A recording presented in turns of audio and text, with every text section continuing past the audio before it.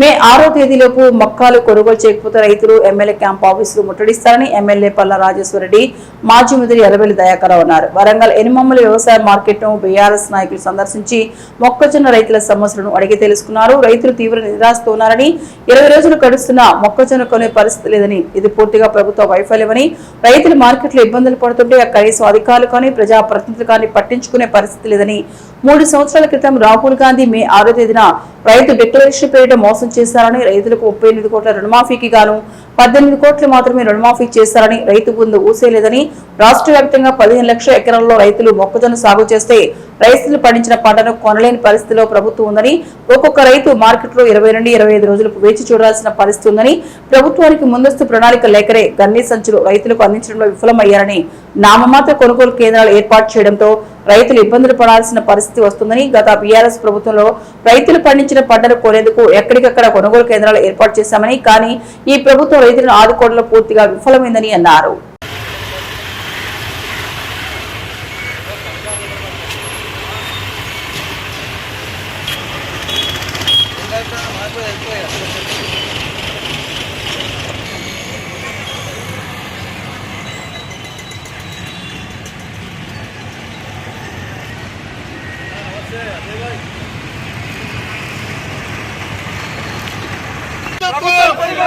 రైతుల పంటలను వెంటనే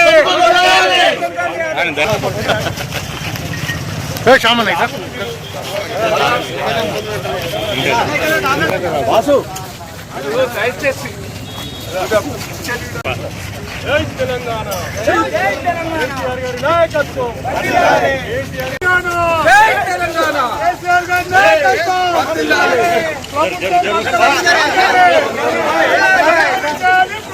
మొక్కలను వెంటనే కొనుగోలు చేయాలి. ప్రభుత్వం మొక్కలను వెంటనే కొనుగోలు చేయాలి.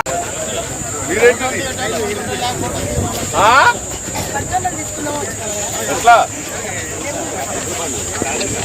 ఉన్నదా వాళ్ళు కొందామని వచ్చిందా రైతు ఉన్నారా ఉపకాడి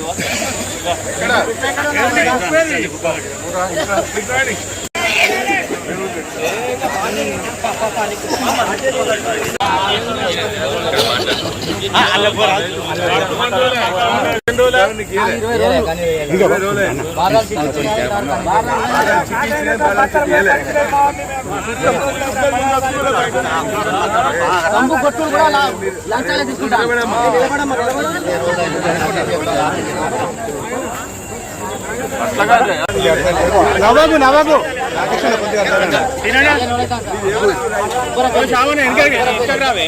అది సార్ మాట్లాడమ్మా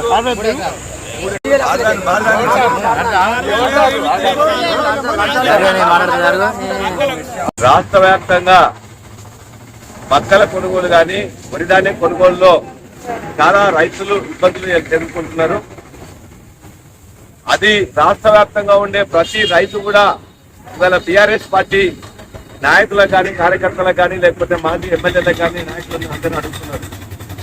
దయచేసి మా సమస్యని ప్రభుత్వం దృష్టి తీసుకుపోందని చెప్పేసి అడుగుతున్న క్రమంలో మేము గ్రామాలున్న ఐకేపీ కేంద్రం కానీ లేకపోతే మొక్కజొన్న కేంద్రం కానీ పై పరిశీలించినట్లయితే గందరగోళ పరిస్థితులు ఉన్నాయి. ఒక్కొక్క ఐకేపీ కేంద్రంలో 50 లారీలు నుంచి 100 లారీల దాకా మెటీరియల్ అక్కడ ఉన్నది. దాన్ని ఇలా ఎత్తే దిక్కు లేదు. ఎవరు కూడా బార్దాని ఇవ్వట్లేదు.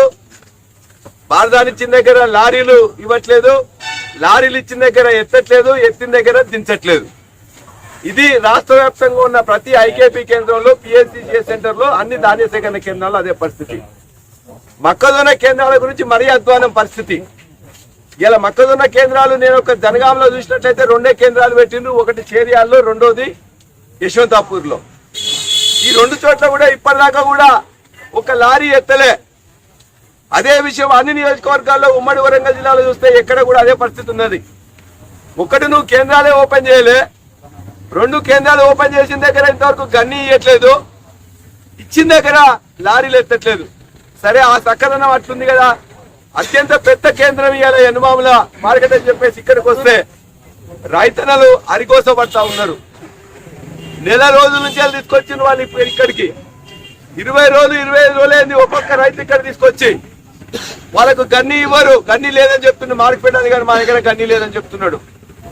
గన్ని ఇవ్వడానికి వాళ్ళే ఇవ్వాలి. కష్టపడి రైతులు తెచ్చుకున్నట్లయితే ఆ నింపడానికి తంబేయడానికి కూడా 5,000 నుండి 10,000 లంచం అడుగుతా ఉన్నారు.